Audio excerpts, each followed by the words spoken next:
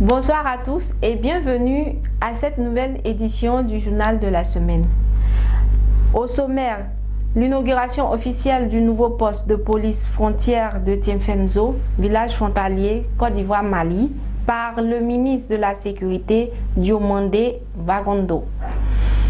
Don d'une ambulance médicalisée à l'hôpital général de Samatigila par le Premier ministre, son Excellence Amadou Gon Coulibaly. La remise a été faite par M. Diaby Brahima, fils de la localité. Identification de la population, le député de Bako, Issouf Traoré et le commandant Bamba Brahima, tous coordonnateurs associés du RHDP des sous-préfectures de Bako et de Boukousso, sensibilisent la population à se faire identifier et s'enrôler sur la liste électorale. Comme annoncé au sommet, le ministre de la Sécurité intérieure, M. Diomandé Vagondo, a procédé à l'inauguration du nouveau poste de police frontière de Tiefenzo le vendredi dernier, en présence de son Excellence les ambassadeurs du Japon et de l'Allemagne. Cet ouvrage a été réalisé par l'Organisation internationale de la migration. Reportage, Soumsil, commentaire, Goué Jeanne Dac.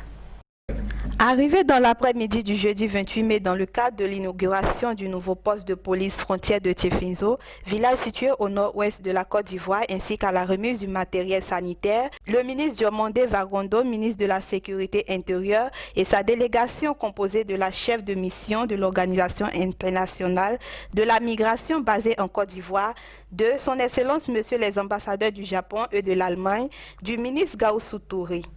La délégation a été accueillie à l'aéroport d'Odiéné par les élus et cadres du district du Dengueli. On pourrait remarquer la présence de l'honorable Touré Yakouba, vice-président de l'Assemblée nationale de Nasseneba Touré, maire de la commune d'Odiéné, pour ne citer que cela. Notre reporter a recueilli quelques propos. Et nous sommes ici aujourd'hui pour deux choses très importantes, je pense, pour une mission de 2 jours. Le premier point, c'est que demain, nous allons inaugurer officiellement avec les autorités et les populations un poste de police aux frontières qui a été construit avec des financements japonais à Tiefenzo, donc dans les départements de Mininan.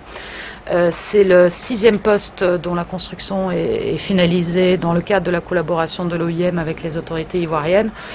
L'idée étant de ramener une présence de l'État auprès des frontières, auprès des populations frontalières qui sont vulnérables, de faciliter les échanges qui sont essentiels pour la Côte d'Ivoire, mais aussi et surtout pour les pays voisins et la région.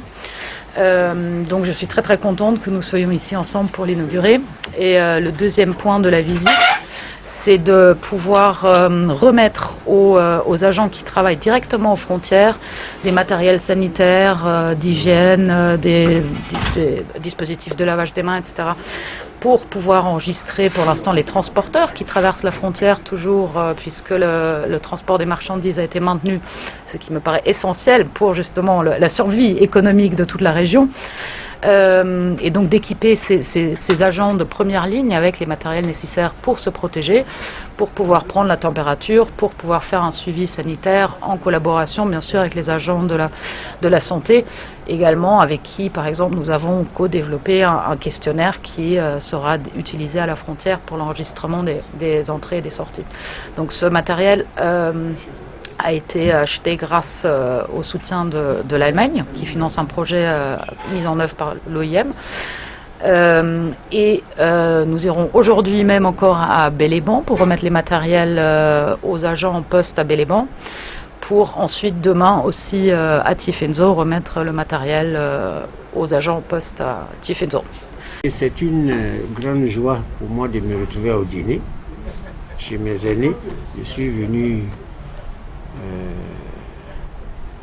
J'ai eu l'honneur d'être accompagné par un aîné que je venais, le ministre Gaoussou Touré. Je viens dans le fief donc de cet aîné-là, accompagné des partenaires qui sont à nos côtés depuis toujours.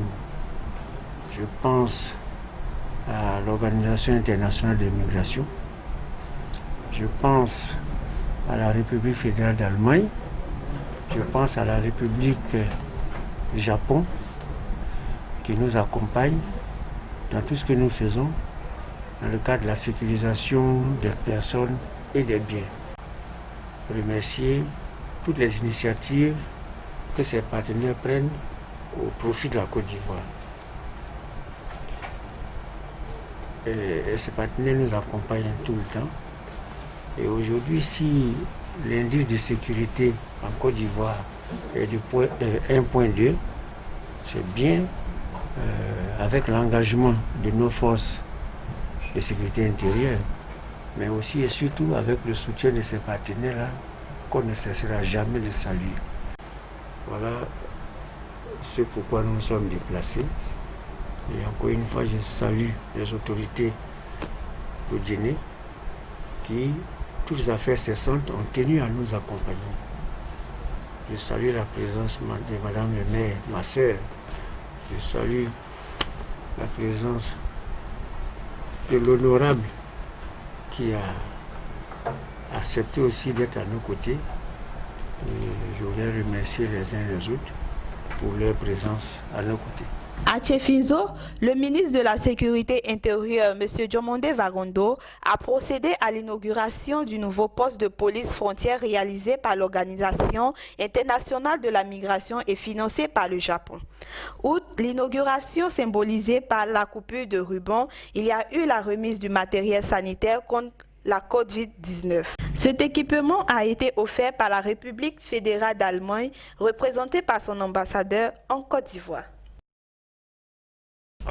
L'ambassadeur du Japon, son Excellence M. Kiransi Hideaki, dans son intervention a indiqué que la construction de ce poste de police se situe dans le cadre du renforcement de la sécurité et de la cohésion sociale aux frontières de la Côte d'Ivoire. Il a rappelé que l'un des piliers majeurs de l'aide publique au développement du Japon vis-à-vis de la Côte d'Ivoire est le maintien d'une société sécurisée et stable.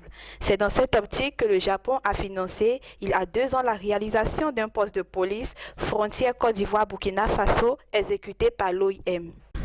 L'ambassadeur de l'Allemagne, son Excellence M. Michael Gros, a souligné que dans le cadre de la lutte contre la COVID-19, l'Allemagne a accepté de soutenir la Côte d'Ivoire pour la couverture des besoins urgents sous forme d'aide matérielle sanitaire pour une dizaine de postes frontaliers. Nous avons recueilli les propos du maire adjoint de Manakro. C'est M. Sangaré Daouda. Je suis le 3e adjoint au maire de Manakro.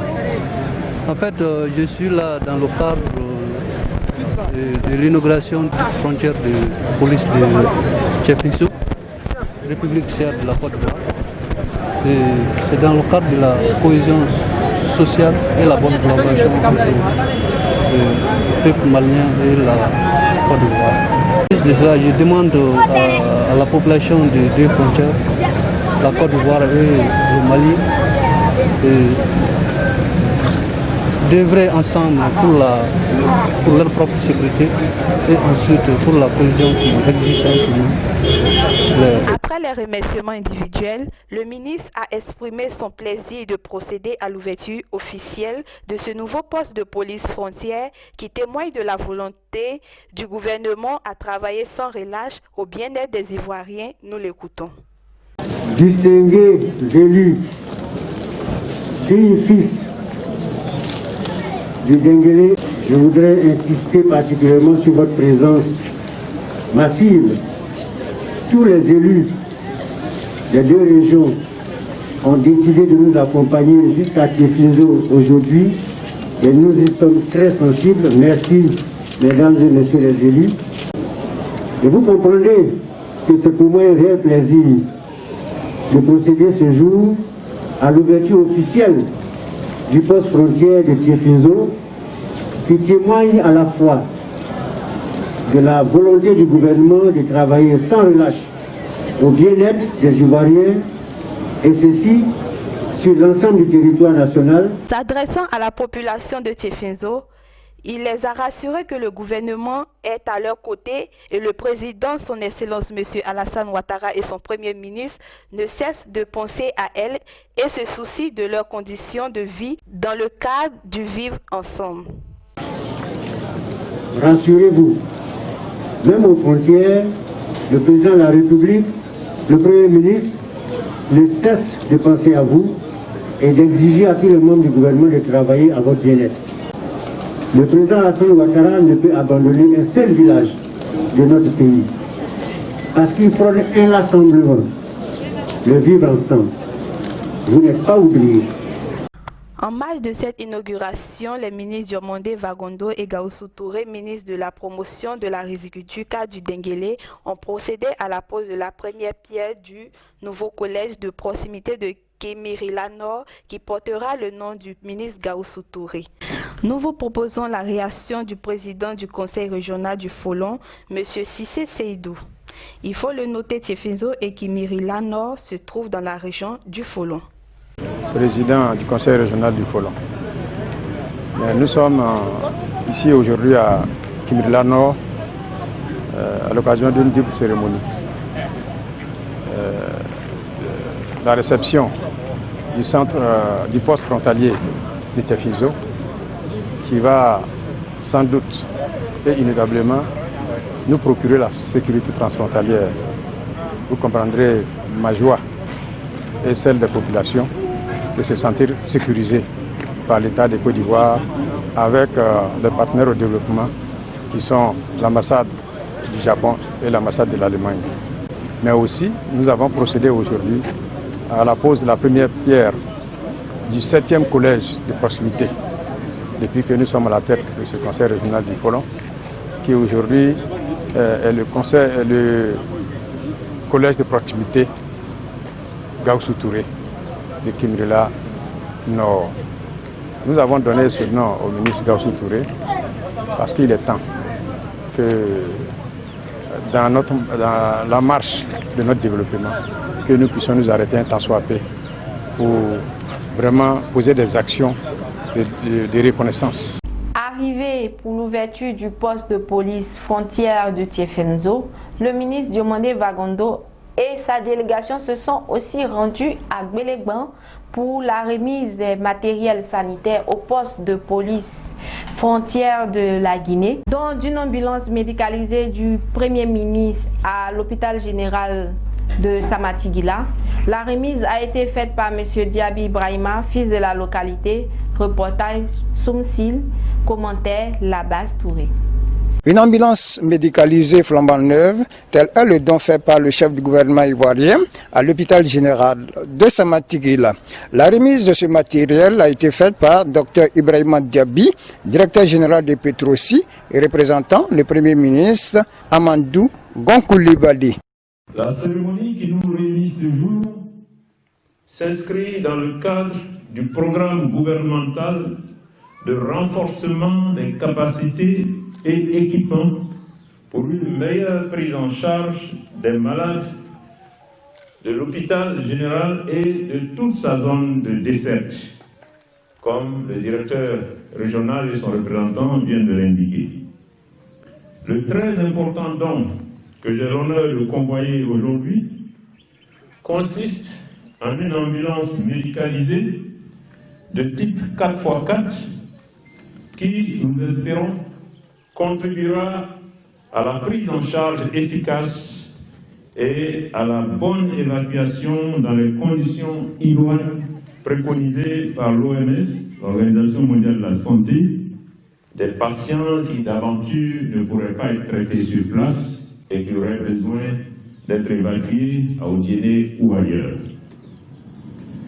Cette ambulance, donc, devrait permettre, nous l'espérons, d'améliorer la prise en charge, la qualité des soins, le traitement des urgences et surtout, devrait permettre de réduire la mortalité dans notre région. Ce don qui traduit de la volonté du gouvernement à rendre accessibles les services de santé a été salué à sa juste valeur par le premier adjoint au maire de Samatigila. Cette cérémonie nous réjouit car une ambulance dans une zone semi-rurale est un don de Dieu. Voyez-vous, à l'époque, M. Ablay Koné, à l'époque président du Conseil général, d'Odjéné avait distribué 14 ambulances dans chaque sous-préfecture. Mais qu'est-ce qui l'a motivé? Un jour, il se rendait à Odjéné. Il croise un monsieur à moto avec son épouse derrière qui était en travail. Elle allait pour accoucher à Boundiali. Il s'arrête et dit, mais qu'est-ce qui s'est passé? Non, je connais ma femme. Il dit, mais ta femme n'est plus de ce monde. Elle est décédée sur la moto attachée à son mari. J'ai donné cette anecdote pour dire que dans nos zones ici, une ambulance est d'une importance capitale. Donc, au nom de Samatigila, merci à M. le Premier ministre. En cette période de lutte contre la Covid-19, une ambulance est beaucoup plus qu'un outil à sauver des vies. D'où cet appel de M. le Préfet au corps sanitaire. Je voudrais d'emblée me réjouir de votre mobilisation de ce jour, car l'enjeu en vaut la peine. En effet, la cérémonie de remise d'une ambulance à l'hôpital général de Samatikila, dont de son Excellence M. Amadou Gon Coulibaly, Premier ministre, ministre du Budget et du Portefeuille de l'État, en ce moment, est l'illustration de sa grande sollicitude, de son humanisme à l'égard des populations de Samatikila. Monsieur le directeur général de l'hôpital de Samatikila, au moment où je reçois ce don d'une grande portée sanitaire, je vous engage à une utilisation rationnelle et rigoureuse de cette ambulance médicalisée afin qu'elle s'inscrive dans la durée.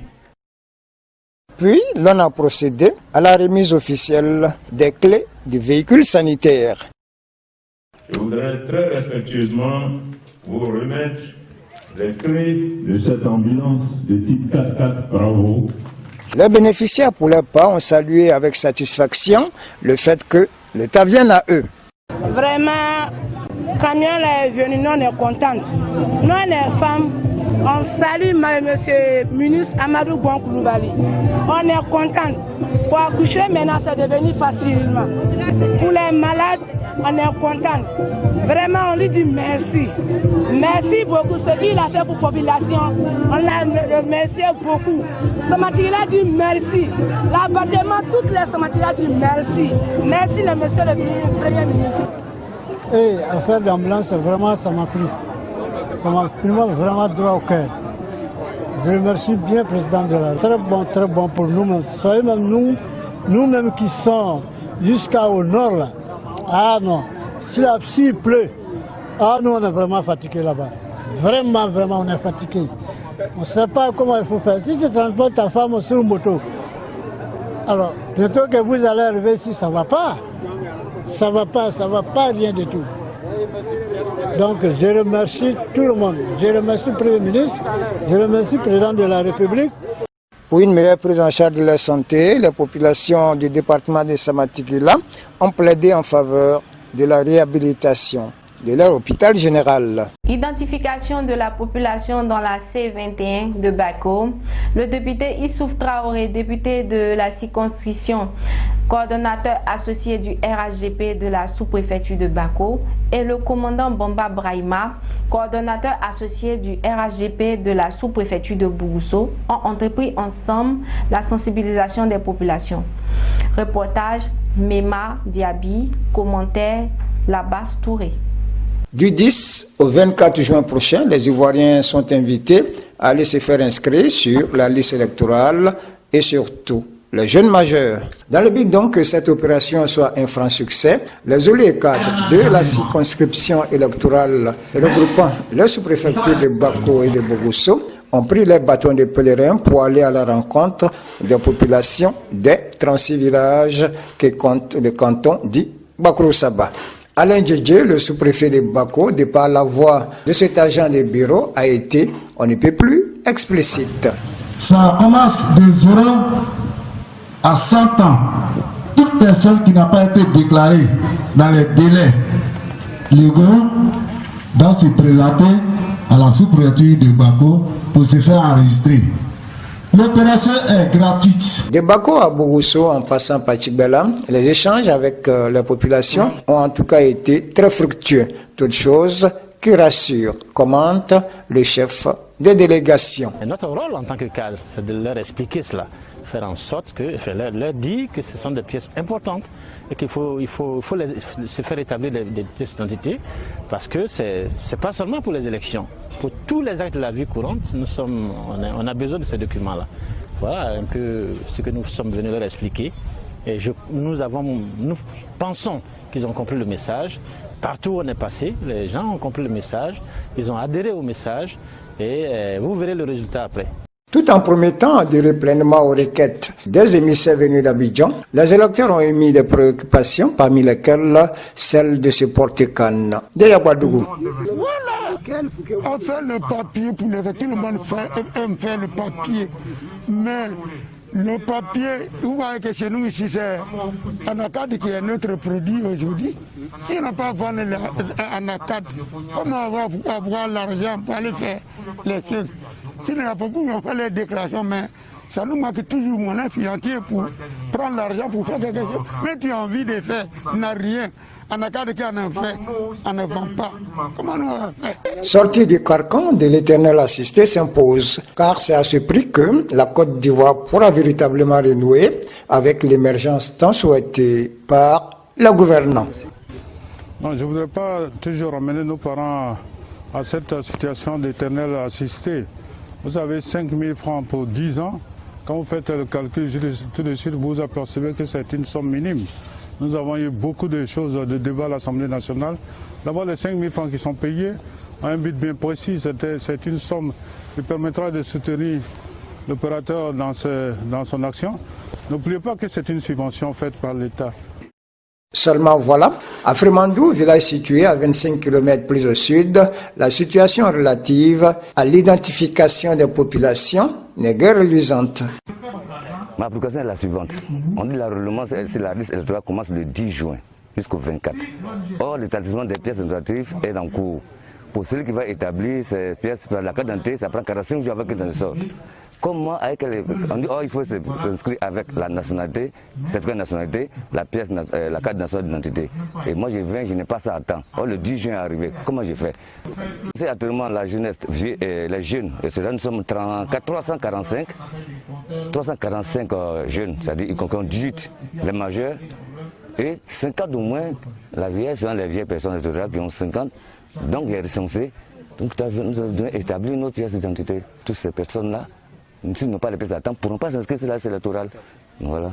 Très bientôt, ce tableau alarmant ne sera qu'un vieux souvenir, a laissé entendre le président de la mutuelle de développement de Bogosso. Les différentes régions seront visitées et nous avons déjà commencé. C'est pour ça que nous avons dans chaque sous-préfecture une équipe et donc qui parcourt la sous-préfecture en question. Et nous pensons voir l'autorité, donc le sous-préfet, le maire, afin de leur donner les informations utiles qui viennent, n'est-ce pas, de la capitale. Et les équipes sur place font le relais avec le comité de gestion des villages, la mutuelle et les secrétaires du secteur qui sont dans les différentes localités qui, n'est-ce pas, continuent de faire ce travail. Les sous-préfets de Bako et de Bogosso ont promis de donner le meilleur d'eux-mêmes afin que la présente opération soit un franc succès. Avant cette date, nous avions des doutes, mais à partir de cette réunion, tous les doutes sont levés. Parce que la sensibilisation a été forte. Et en général, dans le canton Bambala, quand on vous dit qu'on a compris, c'est qu'il n'y a plus de réserve. Tout se fait rapidement, je pense qu'on va tenir les délais. En tout cas, vous pouvez revenir ici dans quelques jours, vous constaterez avec nous que les chiffres ont été atteints. La deuxième mission, prévue pour avoir lieu les jours prochains, conduira la délégation à Tiémé et à Doula-Tchadou. Ainsi s'achève ce journal. Merci de nous avoir suivis. Portez-vous bien et prenez soin de vous.